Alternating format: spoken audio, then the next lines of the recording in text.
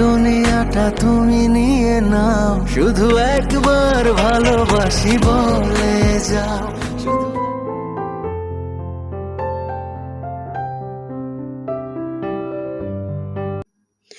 দক্ষতা তৈরি হয় অভিজ্ঞতা থেকে, আর অভিজ্ঞতা আসে ব্যর্থতা থেকে। তাই ব্যর্থতা খারাপ কিছু নয়, এটা সফলতার প্রথম ধাপ। হ্যালো এভরিওয়ান, আসসালামু আলাইকুম। সবাই কেমন আছেন? আই হোপ সবাই ভালো আছেন। আরেকটি ব্লগ ভিডিও নিয়ে আপনাদের সামনে চলে আসলাম আমি।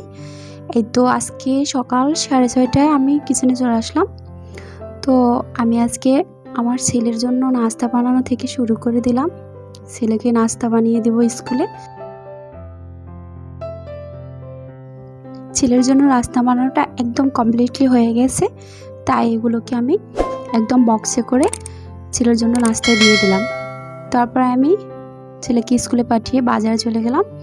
সাপ্তাহিক কিছু বাজার নিয়ে আসব, তাই আমি কিছু বাজার নিয়ে আসলাম। এখানে মুরগি নিয়ে আসছি, কিছু মাছ নিয়ে আসছি, আর শাক আছে, লাল শাক। তারপর আছে এখানে ডিম, আর আছে কাঁচামরিচ, ধনেপাতা।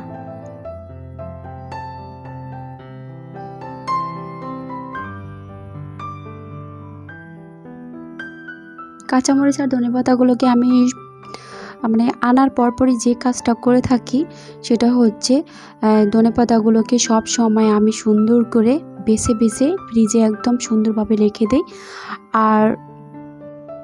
আর আমি কাঁচামরিচগুলোকে যেভাবে রাখি সেটা তো দেখতেই পাবেন।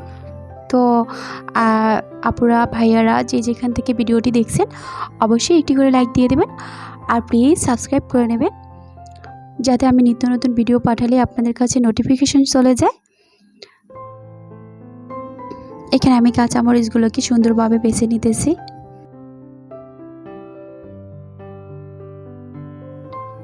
আসলে কখনো মানুষের গায়ের রং দেখে বিচার করা ঠিক না। হয়তো আমরা যাকে নিয়ে আলাপ আলোচনা করছি তার মধ্যে যে গুণগুলো আছে সেগুলো আপনাদের মধ্যে কারোই নেই। এর জন্য মানুষ নিয়ে ইনসাল্ট করাটা একেবারেই ঠিক না। তো আমি এদিকে কাঁচামরিচগুলোকে সুন্দরভাবে ধুয়ে এগুলোকে ভালোভাবে ক্লিন করে মুছে এগুলোকে বক্সে করে রেখে দিচ্ছি।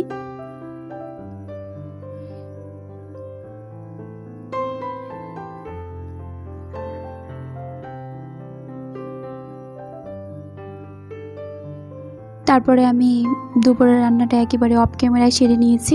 দুপুরে খাওয়া দাওয়া শেষ করে ফেলেছি। তো আমি সন্ধ্যার জন্য আমার ছেলের জন্য কিছুটা হালকা নাস্তার আয়োজন করেছি। তো নাস্তাটা আপনাদের সাথে শেয়ার করব।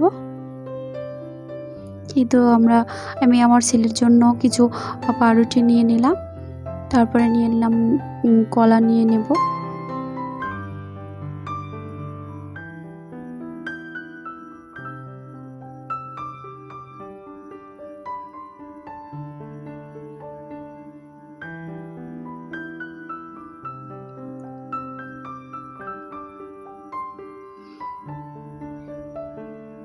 এই তো আমার নাস্তা প্রিপারেশন রেডি হয়ে গেছে।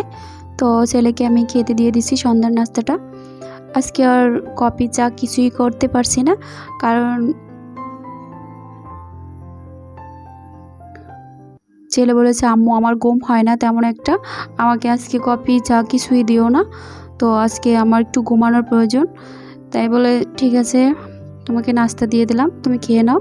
তারপরে ছেলে বলতেছে আম্মু আমাকে এতগুলো পাউরুটি দিয়েছো, আমি খেতে পারবো না, তো তুমিও খাও এখান থেকে।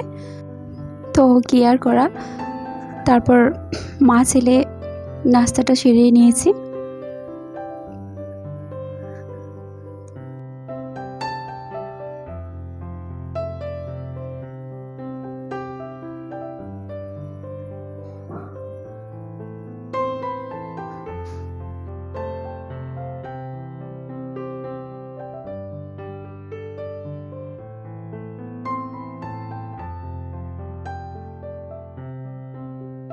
এদিকে আমার ছেলের নাস্তা করা শেষ হয়ে গেছে। তারপরে আমি টেবিলটাকে একেবারে ক্লিন করে নিতেছি। টেবিলটা ক্লিন করতে করতে বিদায় নিচ্ছি সবার কাছ থেকে। সবার সুস্থতা কামনা করে বিদায় নিচ্ছি। আল্লাহ হাফেজ।